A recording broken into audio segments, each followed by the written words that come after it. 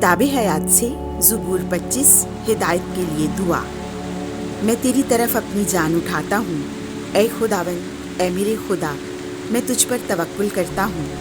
مجھے شرمندہ نہ ہونے دے، ایسا نہ ہونے دے کہ میرے دشمن مجھ پر خوشی منائیں، کیونکہ جو کوئی تجھ سے امید رکھتا ہے وہ شرمندہ نہ ہوگا، پر جو ناحق بے وفائی کرتے ہیں وہی شرمندہ ہوں گے۔ اے خداوند، اپنی راہیں مجھے دکھا دے اور اپنے رستے مجھے بتا دے۔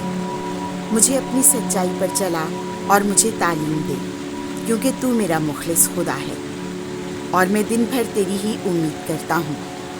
اے خداوند، اپنی رحمتوں اور شفقتوں کو یاد کر، کیونکہ وہ ازل سے ہیں۔ میری جوانی کی خطائیں اور میرے گناہ یاد نہ کر۔ اے خداوند، اپنی نیکی کی خاطر اپنی رحمت کے مطابق مجھے یاد کر۔ خداوند نیک اور صادق ہے، اس لیے خطا کاروں کو چلنے کا طریقہ بتاتا ہے۔ وہ غریبوں کو راستے کی ہدایت کرتا ہے اور غریبوں کو اپنی راہ سکھاتا ہے۔ خداوند کی سب راہیں ان کے لیے رحمت اور صداقت ہیں جو اس کے عہد اور شہادتوں کو مانتے ہیں۔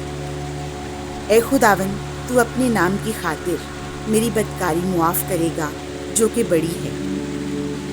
وہ کون انسان ہے جو خداوند سے ڈرتا ہے؟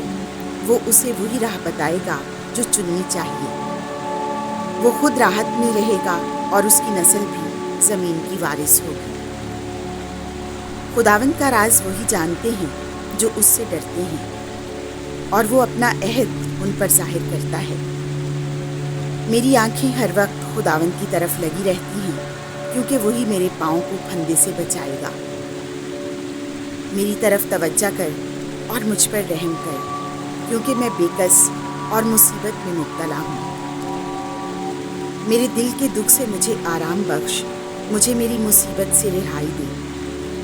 تو میری تکلیف اور جانفشانی کو کم کر اور میری ساری خطائیں معاف کر۔ میرے دشمنوں کو دیکھ، کیونکہ وہ بہت ہیں اور مجھ سے سخت کینہ رکھتے ہیں۔ میری جان کی حفاظت کر اور مجھے چھڑا، مجھے شرمندہ نہ ہونے دے، کیونکہ میں نے تیری پناہ لی ہے۔ بے گناہی اور راست بازی مجھے سلامت رکھیں، کیونکہ میں تیرا ہی منتظر ہوں۔ اے خدا، اسرائیل کو اس کی تمام تکلیفوں سے رہائی دے۔ آمین۔